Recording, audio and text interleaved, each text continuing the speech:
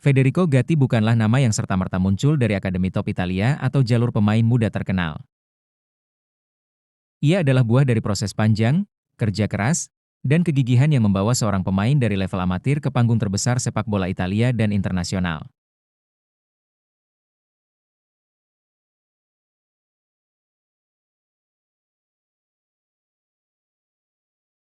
Federico Gatti lahir pada 24 Juni 1998 di Rivoli, sebuah kota kecil di daerah Piedmont, Italia. Secara fisik ia menonjol, tinggi sekitar 1,91–92 meter, yang dipadu dengan tubuh yang kokoh membuatnya cocok menempati posisi bek tengah. Namun yang paling menonjol dari riwayat hidupnya bukan sekadar atribut fisik, melainkan perjalanan hidupnya sebelum mencapai level profesional. Gatti sempat bekerja sebagai tukang bangunan, tukang kusen, dan melakukan pekerjaan lain untuk membantu keluarganya ketika kesempatan di dunia sepak bola belum pasti. Pengalaman ini membentuk etos kerja dan karakter yang kemudian menjadi ciri khasnya di lapangan, rendah hati, gigih, dan tak kenal lelah.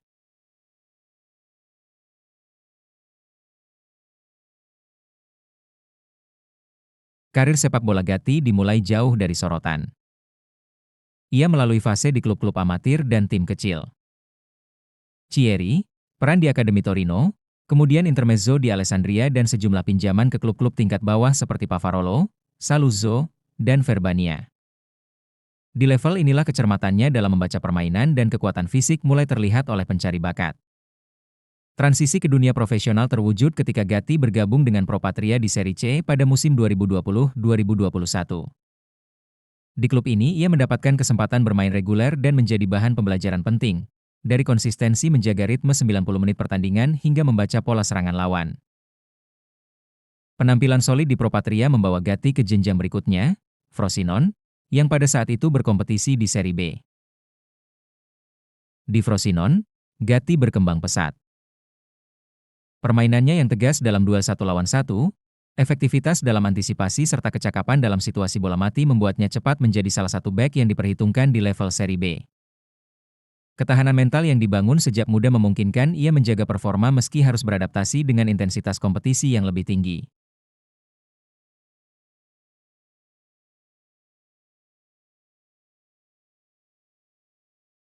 Puncak perjalanan singkat namun signifikan itu datang pada Januari 2022 ketika Juventus resmi mendatangkannya dari Frosinone.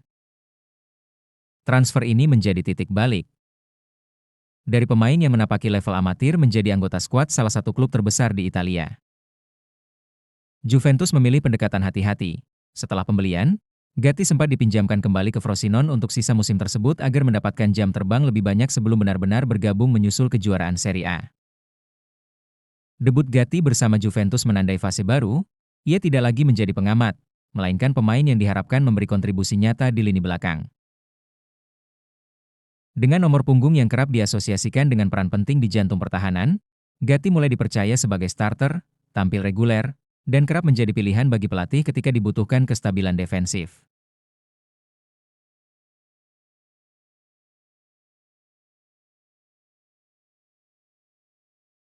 Secara teknis, Gatti membawa kombinasi beberapa kualitas yang diminati dalam bek modern. Pertama, fisik dan dominasi udara. Atribut yang menjadikannya unggul dalam duel di kotak penalti lawan. Kedua, keuletan dalam duel 1-1 dan kemampuan membaca ancaman lawan. Ini terlihat dari jumlah intercept dan clearances yang konsisten di tiap pertandingan. Ketiga, kontribusi ofensif yang tak terduga dari bek. Gatti beberapa kali menunjukkan naluri gol, terutama dari situasi bola mati, menambah nilai lebih bagi tim ketika ia masuk ke area lawan pada menit-menit krusial. Namun bukan berarti tanpa kelemahan. Seperti banyak bek muda yang cepat dipromosikan ke level atas, tantangan Gatti meliputi kebutuhan pada konsistensi jangka panjang, adaptasi taktik menghadapi variasi lawan, serta manajemen fisik agar terhindar dari cedera pada jadwal padat kompetisi.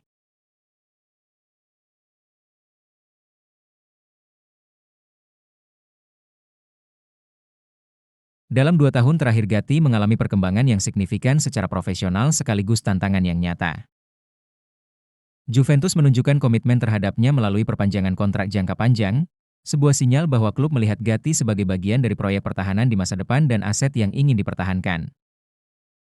Namun, Karir juga memberi ujian. Pada musim 2024-2025 Gatti sempat mengalami cedera serius, sebuah fraktur pada fibula yang didapatnya dalam sebuah pertandingan liga. Cedera semacam ini menuntut perawatan intensif dan jeda pemulihan yang membuatnya absen beberapa pertandingan penting. Manajemen cedera dan proses rehabilitasi menjadi fokus utama, baik bagi pemain maupun tim medis klub, karena pentingnya memastikan ia kembali dalam kondisi fisik optimal tanpa terburu-buru yang bisa berisiko kambuh. Setelah menjalani proses pemulihan, Gatti kembali ke skuad dan tampil kembali sebagai pilihan utama di lini belakang.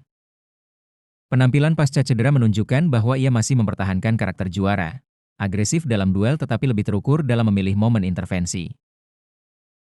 Kepercayaan klub terekam pula lewat perpanjangan kontrak yang membuatnya terikat hingga beberapa tahun ke depan, yang menegaskan peran strategisnya di tim.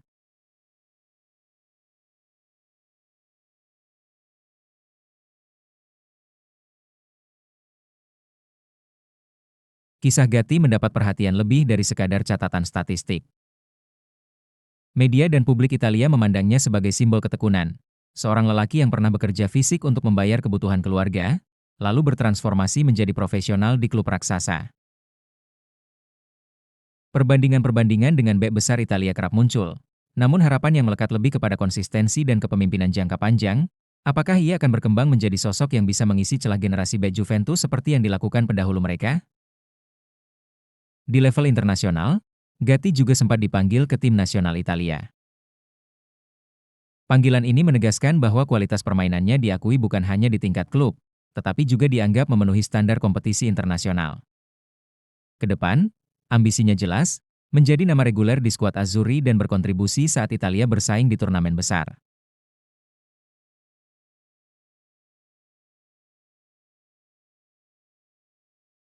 Memandang ke depan, beberapa tantangan nyata menunggu Gatti. Pertama, menjaga kebugaran dan mengelola beban pertandingan, terutama mengingat jadwal padat yang menuntut rotasi dan pengelolaan pemain. Kedua, peningkatan aspek taktis, seperti kemampuan memainkan bola dari belakang saat diuji oleh pressing tinggi lawan, menjadi kebutuhan agar ia tetap relevan dalam filosofi sepak bola modern. Ketiga, konsistensi psikologis menghadapi tekanan fans, media, dan ekspektasi kontrak jangka panjang. Namun bersama tantangan itu juga muncul peluang.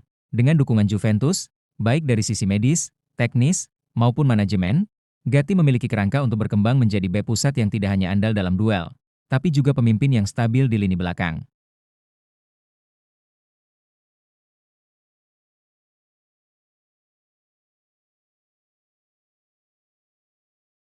Federico Gatti adalah contoh narasi yang mengingatkan bahwa jalur menuju puncak tidak selalu lurus dan instan. Dari pekerjaan kasar di luar lapangan hingga melangkah ke stadion bergengsi, perjalanan Gatti merefleksikan kombinasi kerja keras, kesempatan yang tepat, dan dukungan institusional. Perkembangan terkini, perpanjangan kontrak, pemulihan dari cedera, serta peran sentral di Juventus, menunjukkan bahwa ia kini memasuki fase penegasan, bukan lagi sekadar pemain kejutan, melainkan bagian penting dari proyek ambisius klub.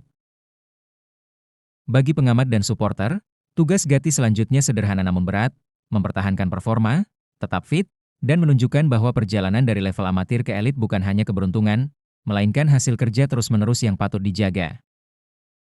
Juventus, bagi bagiannya, sudah menaruh kepercayaan. Waktu dan performa akan menentukan apakah kepercayaan itu akan menuai hasil yang sepadan.